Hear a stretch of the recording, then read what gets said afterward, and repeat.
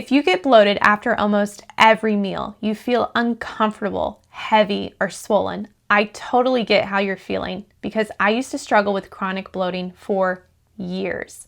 Today, I'm going to share with you 5 simple ways that you can relieve that post-meal bloat and prevent it from ever coming back. Number 1 is taking the time to chew your food thoroughly.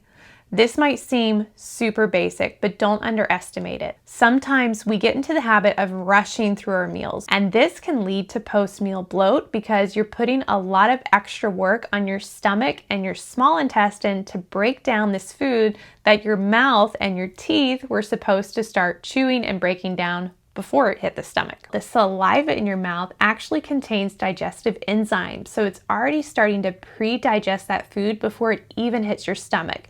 This is also giving your mouth and your brain time to signal to your stomach, hey, food's coming. So your stomach's gonna ramp up that stomach acid, and your digestive tract and your pancreas are getting ready to release digestive enzymes. Number 2 is movement.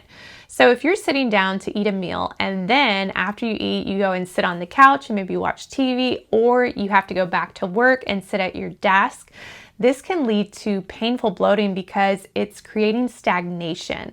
A lot of us live sedentary lifestyles, and we forget that movement is such an important part in the digestive process because movement helps to stimulate and encourage proper flow. So walking for even just 5 to 10 minutes in the house or outside going around the block is a great way to prevent that post-meal bloat. Another type of movement that can be really helpful, especially if your bloating is so painful, is this massage, this abdominal massage. I'm gonna link it below. You can do it yourself or you can ask your partner to do it for you. This massage can help move and direct that gas to exit your body versus just having it sit there and be super painful. Number 3 is taking a look at what you're eating and drinking. One of the biggest triggers is high FODMAP foods. These are foods like garlic, onions, cauliflower, legumes, lentils, beans, dairy, etc.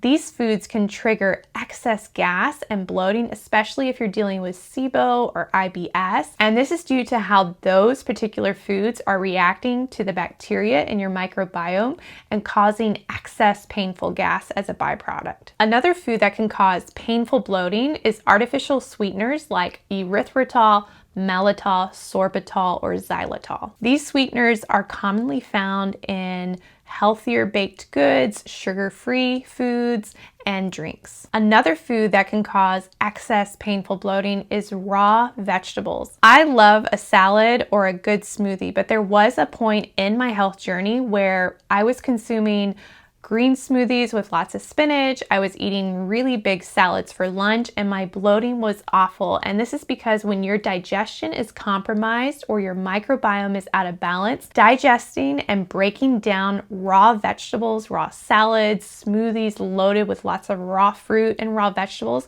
can cause excess bloating just due to the fermentation and how hard it is to break that down in the digestive tract. And then of course, conventionally processed foods, things like packaged snacks, store-bought bread, any convenience food is often going to lead to excess bloating when your digestion is compromised. Now I want to share with you some of my top herbs and teas for bloating relief. Number 1 is going to be fennel seeds. You probably already have this in your spice cabinet, but you can literally take a handful of fennel seeds, pop them in your mouth, crunch on them for a little while. You can spit it out or swallow it. You could also crush up some fennel seeds and steep them in hot water and sip on it as a tea. Another favorite of mine is ginger. Powdered ginger or freshly grated ginger. Steep that in some hot water, sip on that as a tea. Ginger is very calming and soothing and can reduce that pain and inflammation. And then chamomile. I love steeping chamomile tea and sipping on that, especially when I've got a lot of digestive discomfort or I just feel like I have a lot of inflammation. This is a great tea to sip on as often as you need to. Some of my top supplements when it comes to bloating relief and supporting your digestion are going to be things like these digestive enzymes.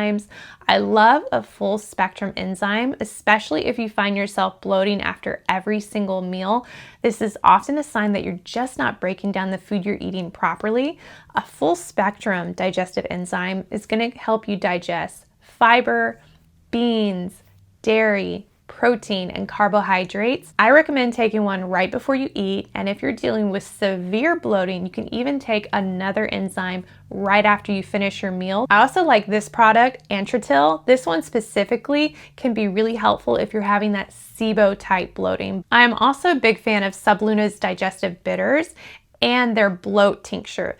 These products are great for giving relief. You can take digestive bitters right before you eat a meal. Digestive bitters are great for stimulating more stomach acid and more digestive capacity. So I recommend taking it right before you eat a meal. I also really like Subluna's Bloat product. This is really great if you're just dealing with painful bloating. You can take it as often as you need to get relief quickly. I also recommend a good quality probiotic. Now, I will mention that after working with over 100 clients, everybody is different when it comes to what probiotic strains they need to support their microbiome.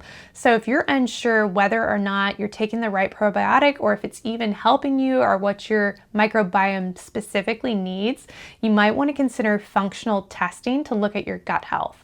But I like this spore-based probiotic. The reason I like this one is that it will survive your stomach acid. A lot of over-the-counter probiotics are killed off by the time it makes it to your small intestine and aren't even helping you. I also like this histamine supportive probiotic. This one is great if you're dealing with bloating, but also additional histamine type symptoms. If you have already tried a lot of the things that I've mentioned in this video and you're still experiencing painful, uncomfortable, chronic bloating, it might be due to some of these underlying contributors. Consuming improperly prepared foods. This is going to be things like store-bought bread that hasn't been properly fermented, canned beans. A lot of today's foods are super convenient. However, we've skipped on the steps that made foods like this easy to digest. Wheat was typically fermented so that the grain was easier to digest and gentle on the gut. So I recommend trying something like sourdough bread or fermented bread. And then beans nowadays are canned or just cooked really quickly, where we used to soak them overnight and then cook them for a long period of time. So consider things like that when it comes to the food you're eating and just making sure it's been properly prepared to optimize digestion. One of the biggest drivers of chronic bloating is an imbalance within your microbiome. So you're gonna have an imbalance of good probiotics, good bacteria, and you're also going to have an overgrowth of bacteria.